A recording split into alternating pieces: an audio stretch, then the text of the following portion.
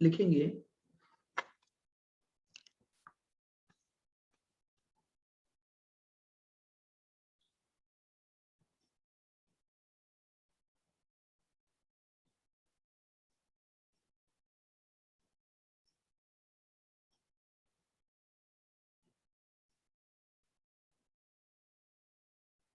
Covariance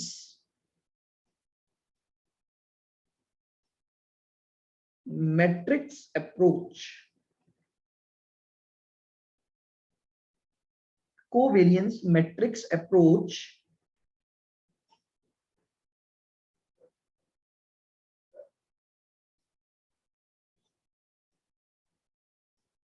for calculating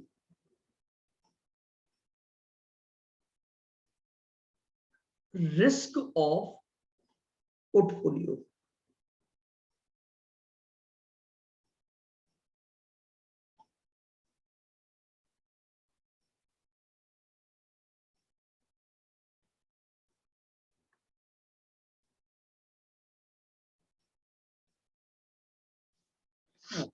portfolio की risk को calculate करने के लिए हमारे पास एक और मेथड है which is called as covariance matrix approach.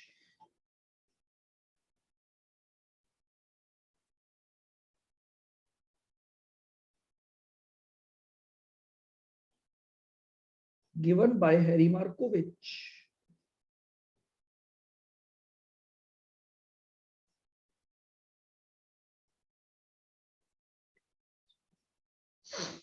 देखिए, आपने अपनी प्रीवियस क्लासेस में मेरी बात को, इस बात को बहुत ध्यान से समझना। देखिए, इसका एग्जाम में क्वेश्चन अभी तक नहीं आया, बट केवल और केवल सीए में फाइनल के स्टडी मटेरियल में इसका क्वेश्चंस दिए हुए हैं कि कैसे इसको बनाया जाता है, और सीए फाइनल लेवल पर इसका अभी क्वेश्चन आ चुका है जस्ट रीसेंट अटेम्प्ट में। तो अगर वहां से अगर वो कॉपी दोबारा करते हैं तो वापस से ये क्वेश्चन आपके एग्जाम में उसी पैटर्न पर आएगा। Covariance matrix approach for calculating the risk of portfolio. देखिएगा, आपने पोर्टफोलियो की रिस्क को निकालने का एक बेसिक फॉर्मूला पढ़ा। चलिए मैं जरा आपको एक बार थोड़ा पीछे ले चलता हूं।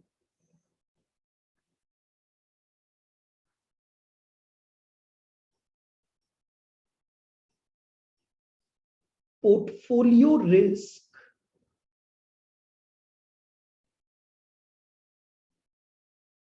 Having 3 securities,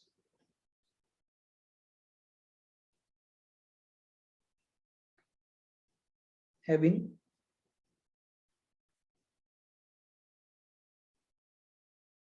3 securities. तो आपने एक फॉर्मूला पढ़ा, standard deviation of portfolio is equal to standard deviation of A square weight of A square,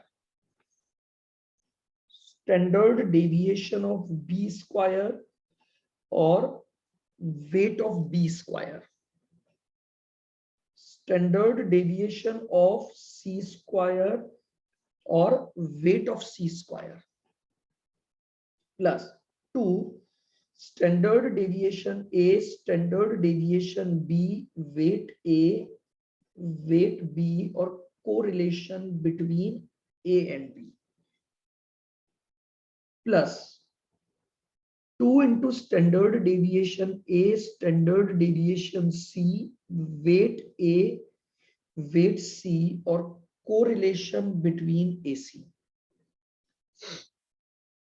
then plus 2 standard deviation B, standard deviation C, weight B, weight C, correlation between B and C। ये आपने portfolio की risk निकालने का एक formula पढ़ा, if portfolio having 3 securities, this will be called as formula approach to calculate the portfolio risk. अब मैं इसी फॉर्मूले को एक मैट्रिक्स की सहायता से सॉल्व कर सकता हूं। और अगर मैं मैट्रिक्स की सहायता से सॉल्व करूंगा तो वो भी मेरे पास रिस्क ऑफ द पोर्टफोलियो आ जाएगा। यानी एक डिफरेंट तरीका है पोर्टफोलियो की रिस्क को निकालने का बाय यूजिंग द मैट्रिक्स। अब मेरी बात को बिल्कुल धीरे धीरे आराम से सुनेंगे कैसे ये मैट्रिक्स प्रिपेयर होगी।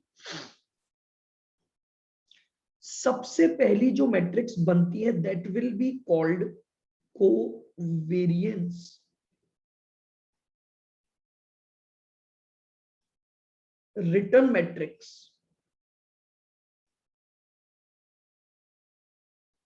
Covariance return matrix.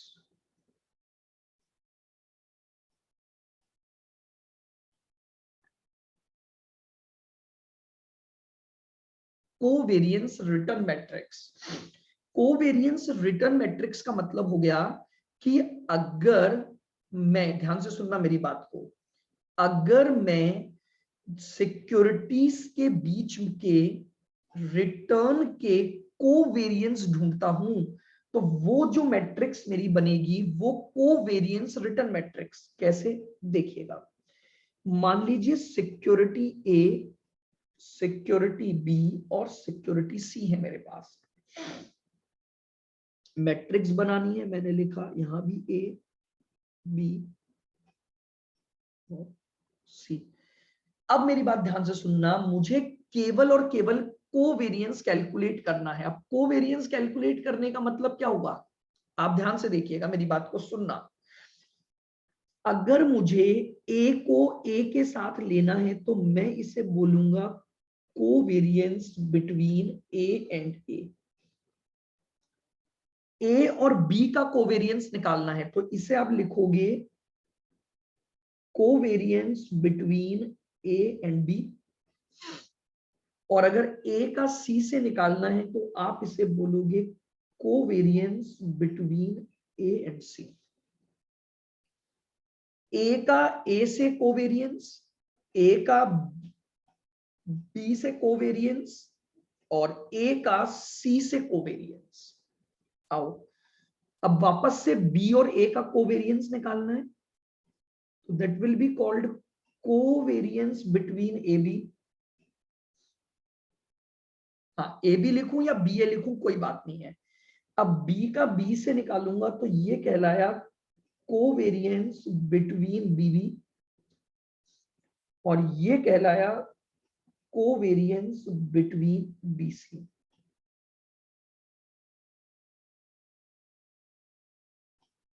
आ जाइए आगे। ये बना कोवेरियंस एसी, कोवेरियंस बीसी और कोवेरियंस सीसी। सिंपली मैंने एक कोवेरियंस रिटर्न मैट्रिक्स की बात की कि अगर मैं दो सिक्योरिटी के बीच में जो गिवन सिक्योरिटीज हैं, हर उन गिवन सिक्योरिटी के बीच में कोवेरियंस निकालूं तो मैं एक मैट्रिक्स के फॉर्म में उसे रख सकता हूं। अच्छा, अब इसमें से मुझे एक बात तो ऑलरेडी पता है। अब वो बात क्या है वो देखिएगा। मुझे ये पता है कि अगर मैं ए का ए के साथ कोवेरियंस निकालूंगा तो मैं इस वैल्यू को रिप्लेस कर सकता हूं। अभी हमने जस्ट पढ़ा था कि अगर एक सिक्योरिटी का उसी सिक्योरिटी के साथ कोवेरियंस निकालोगे तो this will be known as variance of security. क्या लिख सकता हूं,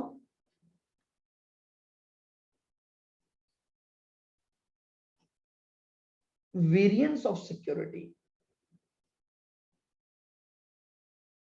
वेरिएंस ऑफ सिक्योरिटी। ये लीजिए, मैं पहला सब्स्टिट्यूशन कर सकता हूं इस मैट्रिक्स में कि अगर मुझे ए का ए के साथ कोवेरियंस निकालना है,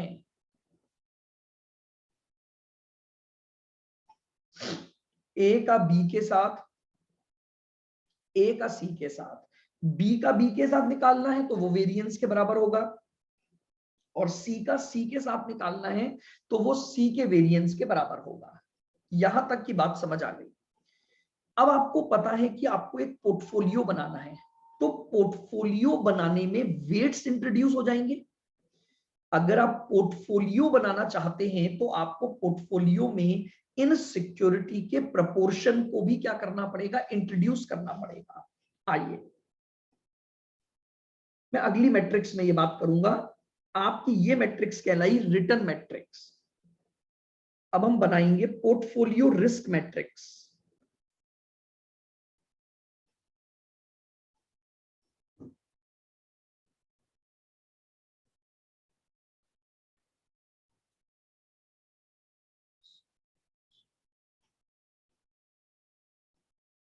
portfolio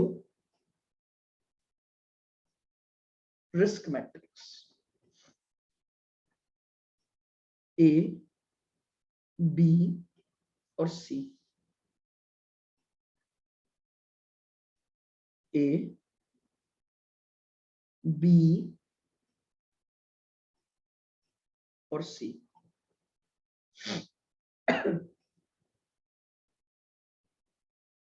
now listen very carefully. यहां में ऑलरेडी, मैं वापस से लिख रहा हूं, देखिएगा, यहां पर मैंने ऑलरेडी एक रिप्लेसमेंट कर लिया था वेरिएंस ऑफ ए, यहां एक रिप्लेसमेंट कर लिया था वेरिएंस ऑफ बी, और यहां एक रिप्लेसमेंट कर लिया था variance of C.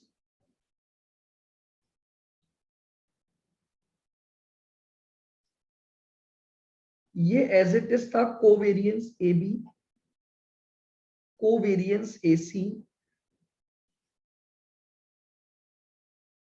Covariance A B, covariance B C, A C और कोवेरिएंस बी सी। अब मैंने बोला कुछ मत करो, सिंपली वेट्स इंट्रोड्यूस कर दो ताकि पोर्टफोलियो बन जाए। आओ इसको मैं बोल देता हूं weight of A, weight of B, weight of C. Weight of A, weight of B और वेट ऑफ सी। लीजिएगा, अब वेट्स को इंट्रोड्यूस करते जाओ। देखिएगा, ए इस सिक्योरिटी का वेट और एक इस सिक्योरिटी का वेट, तो मैंने बोला मैं इसको लिख सकता हूं into weight A into weight A. यहां पर मैं ए और बी ले रहा हूं, into weight of A into weight of B. यहां मेरे पास ए और सी का कोवेरियंस है, तो into weight A into weight C. ये लीजिए, यहां पर बी और ए है वापस, तो into weight A into weight B into weight B और इनटू वेट बी। अब यहां बी और सी है, इनटू वेट बी और into weight C.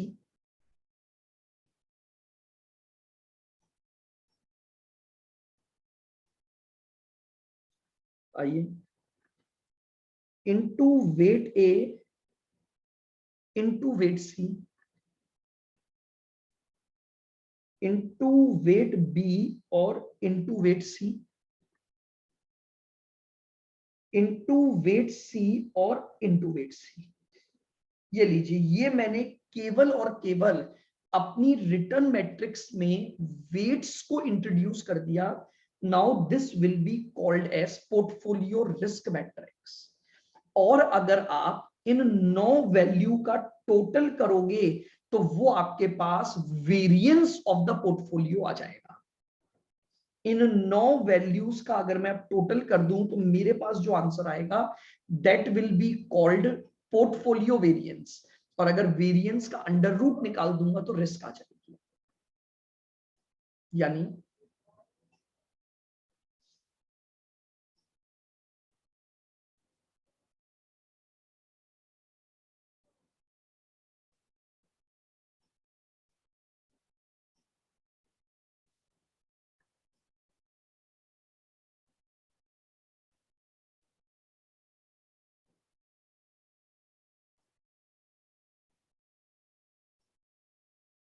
known as variance of the portfolio. Total of 9 values is called as variance of portfolio. And then standard deviation निकालना है तो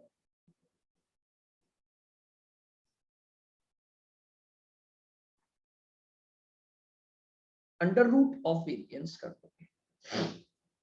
पहले ये मैट्रिक्स बना लो, फिर मैं आपको ये समझाता हूं। ये मैट्रिक्स और वो फॉर्मूला बिल्कुल इक्वल हैं।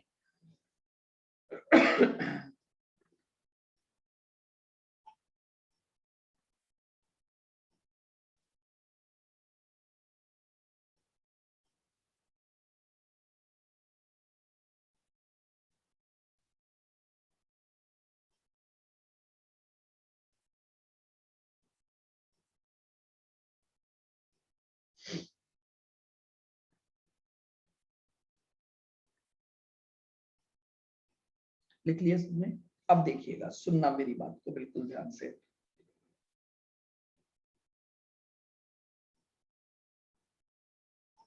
देखो, अब मैं अगर आपको बहुत सिंपली बताऊं तो एक एक फैक्टर को देखना। देखो, अच्छा मैं इधर भी एक बार आपको समझा देता हूं। मैं थोड़ा सा ये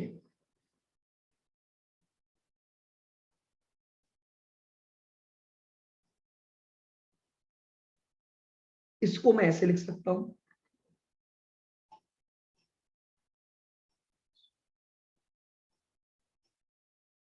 इसको मैं ऐसे लिख सकता हूं,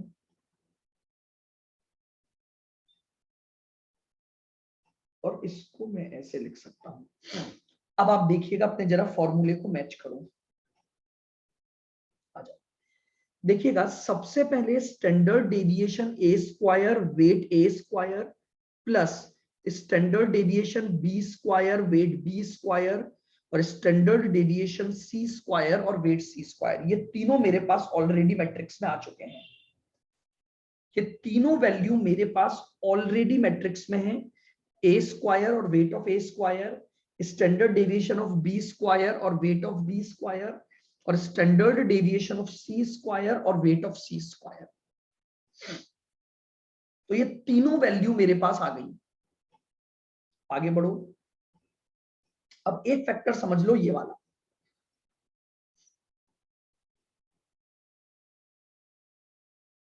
देखो, मैं इसको थोड़ा सा रिप्लेस करके आपको यहां समझाता हूं, सुनना बहुत ध्यान से।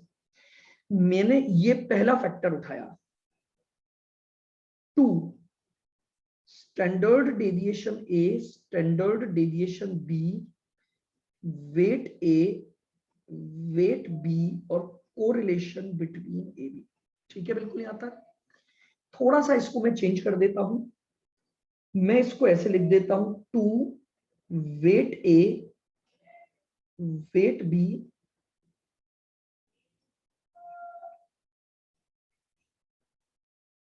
ऐसे लिखने में कोई दिक्कत नहीं है। अब आप एक चीज जानते हो, इस पूरे फैक्टर को अगर मैं बोलूं तो मैं कोवेरियंस बिटवीन ए बी बोल सकता हूं। 2 डब्ल्यू ए डब्ल्यू बी और कोवेरियंस बिटवीन ए बी बोल सकते हो कि नहीं? आप याद करो, आपका आर का फॉर्मूला होता था R is equal to covariance divided by standard deviation of A और स्टैंडर्ड डेविएशन ऑफ बी। तो मैं covariance is equal to standard deviation of A standard deviation of B और आर ए बी लिख सकता हूं। यानी अब मेरे पास ये फैक्टर आ गया, covariance between A B W A और डब्ल्यू बी। आओ, क्या एज इट इज ये फैक्टर कहीं मैट्रिक्स में दिख रहा है? हाँ सर, बिल्कुल दिख रहा है।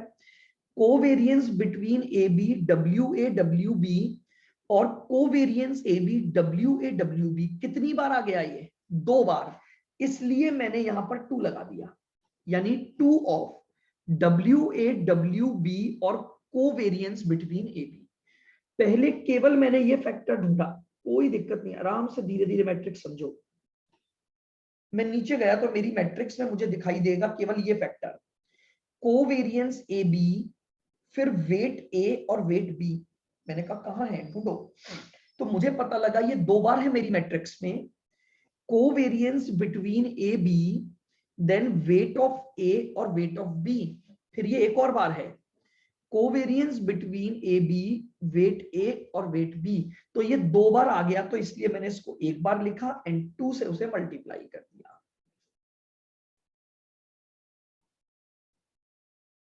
बोलो बात क्लियर हुई? सेम मैनर में आपका एसी का फॉर्मूला बनेगा। आप देख लो, जब मैं इस एसी को इस फॉर्मेट में लाऊंगा तो मैं इसको भी ऐसे लिखूंगा 2 into W A W C और कोवेरियंस बिटवीन एसी, क्योंकि मैं आर और स्टैंडर्ड डेविएशन का जो मल्टीप्लीकेशन है मैं उसे कोवेरियंस से रिप्लेस कर सकता हूं। तो अगर मैं उसे कोवेरियंस से रिप्लेस करूंगा तो उस केस में क्या होगा, 2 तो बाहर रह गया, वेट ए, वेट सी और कोरिलेशन बिटवीन ए सी आ गया। तो ये भी मेरे पास मैट्रिक्स में 2 बार अवेलेबल है। बोलिए बात समझ में आ रही है? तो ये बेसिकली आपकी एक पोर्टफोलियो रिस्क मैट्रिक्स। जब तक वेट्स नहीं आएंगे, केवल और केवल हर सिक्योरिटी का दूसरी सिक्योरिटी के साथ अगर कोवेरियंस निकालूंगा तो it will be called as return matrix. ये प्योरली रिटर्न मैट्रिक्स है, जो ए की ए के साथ, ए का बी के साथ, ए का सी के साथ एंड सो ऑन बता रहा है। जैसे ही मैं इसमें वेट्स का मल्टीप्लिकेशन कर दूंगा, जैसे ही मैं इसमें वेट्स का मल्टीप्लिकेशन कर दूंगा, ये जो मेरी रिटर्न मैट्रिक्स है अब ये क्या बन जाएगी, मेरी रिस्क मैट्रिक्स बन जाएगी। तो जो हैरी मार्कोविच थे उसने 2 फॉर्मूले दिए, मतलब 2 तरीके दिए पोर्टफोलियो की रिस्क को निकालने के लिए। एक तो फॉर्मूला अप्रोच और एक उसने दिया आपको मैट्रिक्स अप्रोच, कि अगर आप फॉर्मूला अप्रोच के बजाय मैट्रिक्स अप्रोच से जाते हैं तो आप मैट्रिक्स अप्रोच से भी अपने पोर्टफोलियो की रिस्क निकाल सकते हैं। ये 9 वैल्यूज का टोटल कर दो, तो the total of these 9 value are called variance of the portfolio. और देन अगर उस वेरिएंस का अंडर रूट कर दूंगा तो मेरे पास पोर्टफोलियो की रिस्क आ जाएगी।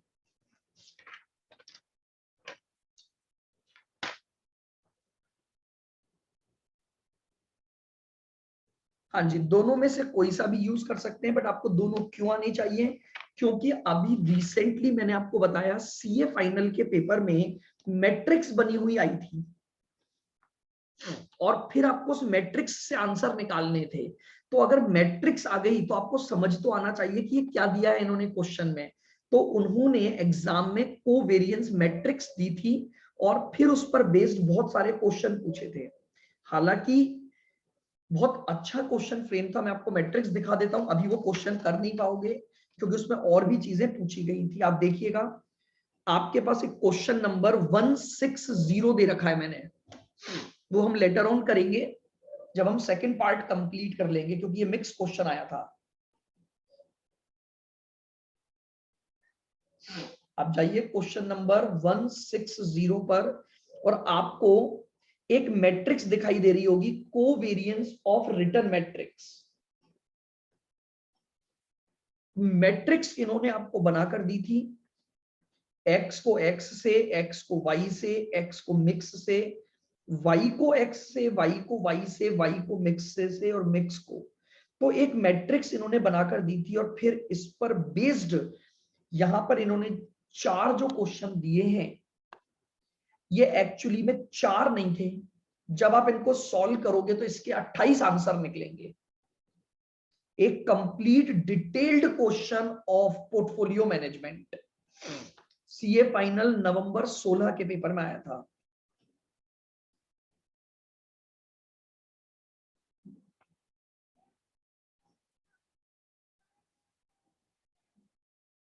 तो जब हम इसको करेंगे तब आप देखना 27-28 आंसर इस क्वेश्चन में इन्होंने मांगे थे आपसे, based on covariance return matrix and other data. तो अभी सिर्फ मैंने आपको क्या कराया है, रिटर्न मैट्रिक्स को बनाना सिखाया है कि रिटर्न मैट्रिक्स बनी कैसे। आइए मैं एक question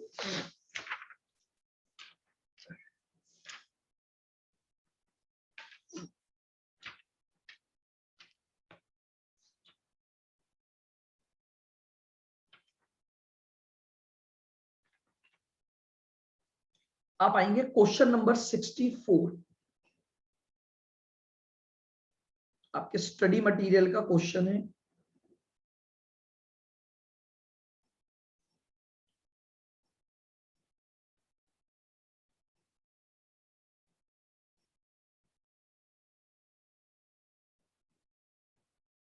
question number 64 CMA study material.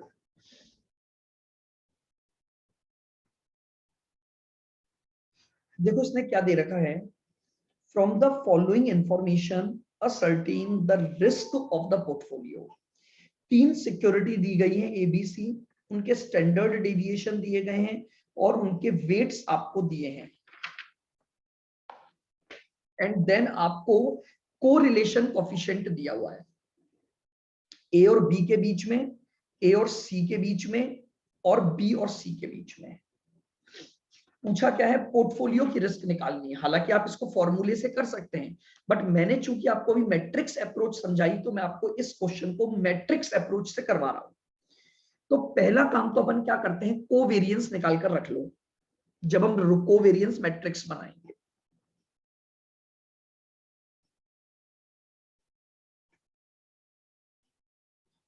Covariance between A B कैसे निकालोगे, standard deviation of A, standard deviation of B और आर बिटवीन ए बी। बताइए मुझे जल्दी से, स्टैंडर्ड डेविएशन ऑफ ए कितना है, 8 इंटू 12 और इंटू इसका कोरिलेशन है 0.5।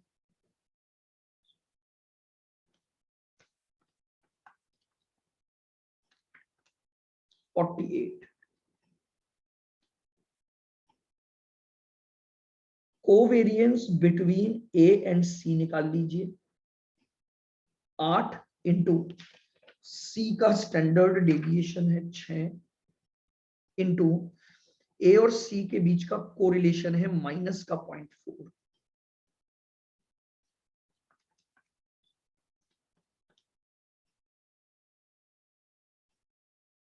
माइनस का 19.20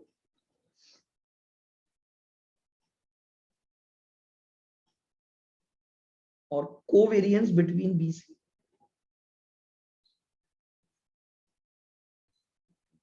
बीसी 12 इंटू 6 और इंटू 0.7।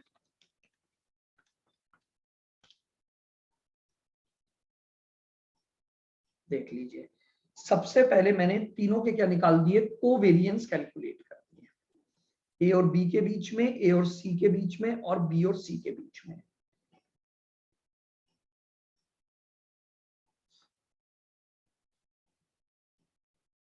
चलें आगे।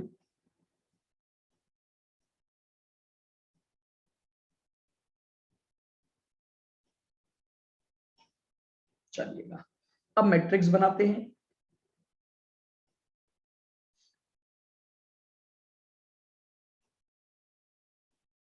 ए, बी और सी,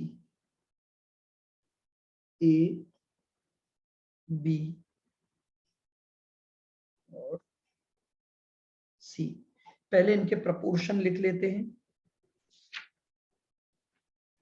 ए का प्रपोर्शन है 0.30,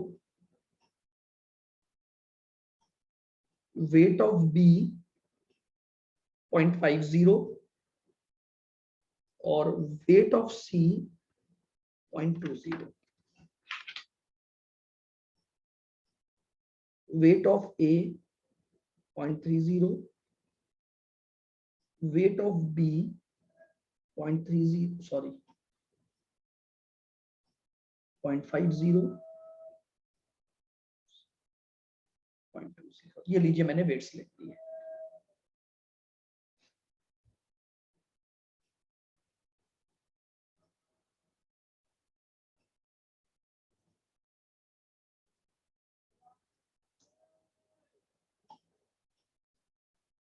चलें आगे। अब हमें मैट्रिक्स का डेटा रखना है बस। बताइए मैट्रिक्स का डेटा क्या कैसे रखना था अपने को।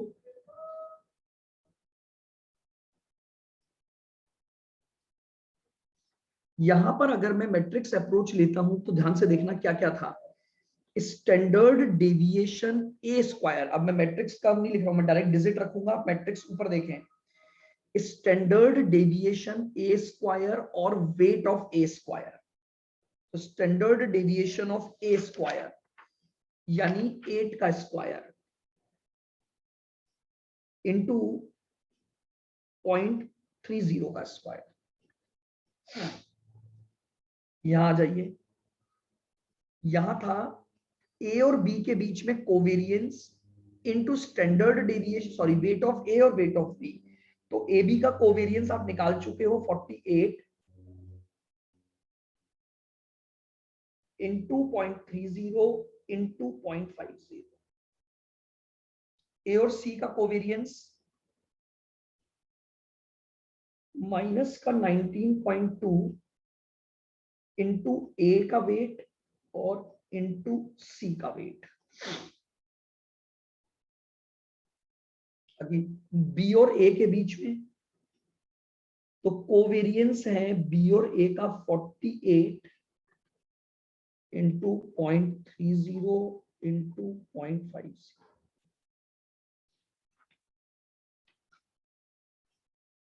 12 का स्क्वायर इंटू 0.50 का स्क्वायर। अब इधर आ जाइए, ए बी और सी का कोवेरियंस, बी और सी का कोवेरियंस था 54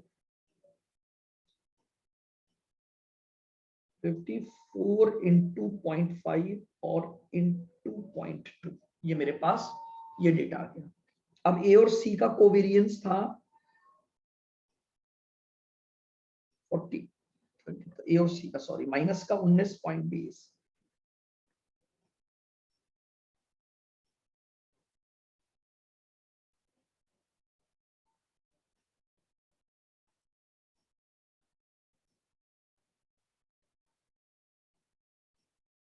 .30 इंटू 0.20।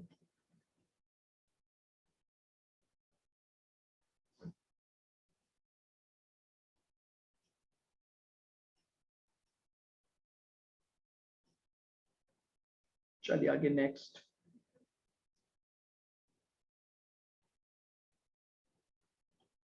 यहां पर बी और सी का, तो बी और सी का था 54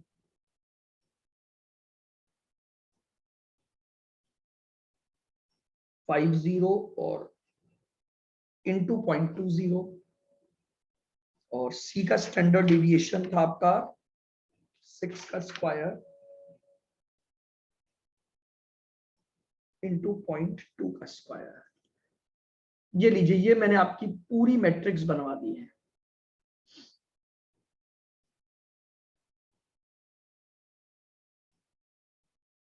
अब हमें ये 9 वैल्यू निकालनी है और इनका टोटल करना है। तो आइएगा 64 इंटू, ये आ गया 5.76।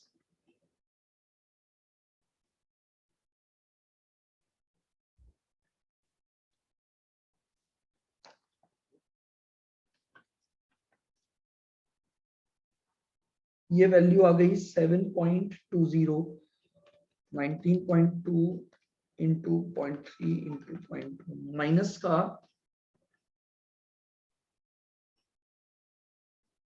152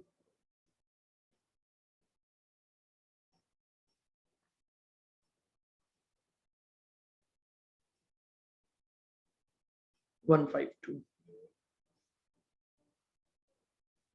ये वापस 7.2 ही आएगा। ये आपके पास 36 आ जाएगा।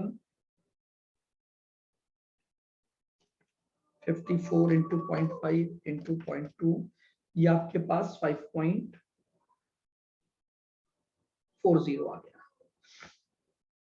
ये आप निकाल ही चुके हैं सारी वैल्यू। ये आएगा माइनस का 1.152 है ना। ये आपके पास 5.40 और 0.2 इंटू इक्वल्स ये 1.44।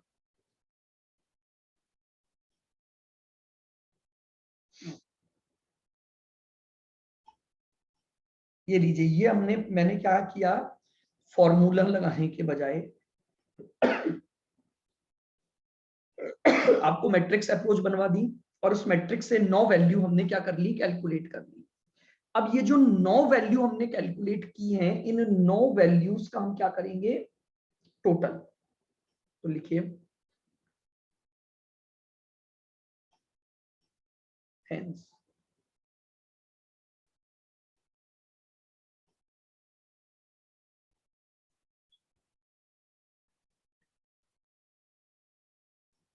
Variance of portfolio is equal to, सारी वैल्यूज का टोटल कर लीजिए, 5.76 plus 7.2 minus 1.152 plus 7.2 plus 36 plus 5.4 plus 5.4 plus 1.44 minus 1.152, total आ जाएगा 66.096।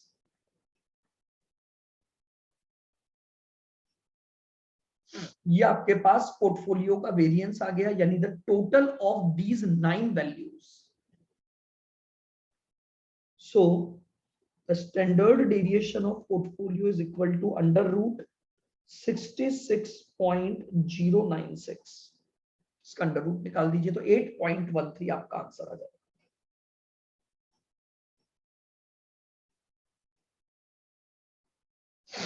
ये लीजिए, ये मैंने आपको पोर्टफोलियो की रिस्क निकलवा दी, किससे, बाय यूजिंग मैट्रिक्स अप्रोच। अगर आप फॉर्मूले से आंसर निकालेंगे तो फॉर्मूले से भी आपका आंसर यही आएगा।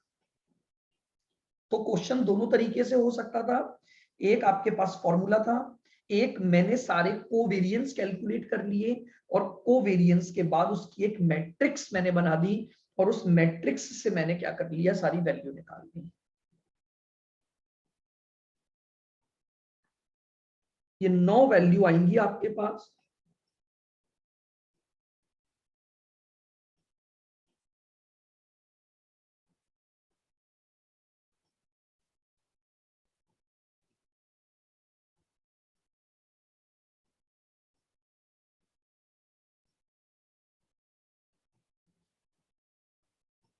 तो लीजिए, बना सकते हैं अब आप। अगर कल को किसी भी, मान लीजिए कोई स्पेसिफिक क्वेश्चन ही आ जाए कि आपको मैट्रिक्स ही बनानी है,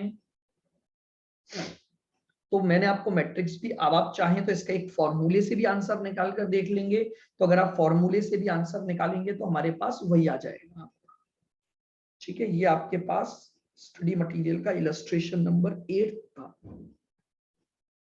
ठीक है, स्टडी मटेरियल में आपके दोनों तरीके से इसको सॉल्व किया गया है, फॉर्मूला लगाकर as well as by using matrix approach. तो फॉर्मूले से तो हम ऑलरेडी क्वेश्चन कर चुके हैं, तो ये हमारे पास क्या बन गई, इसकी मैट्रिक्स अप्रोच आ गई। बताइए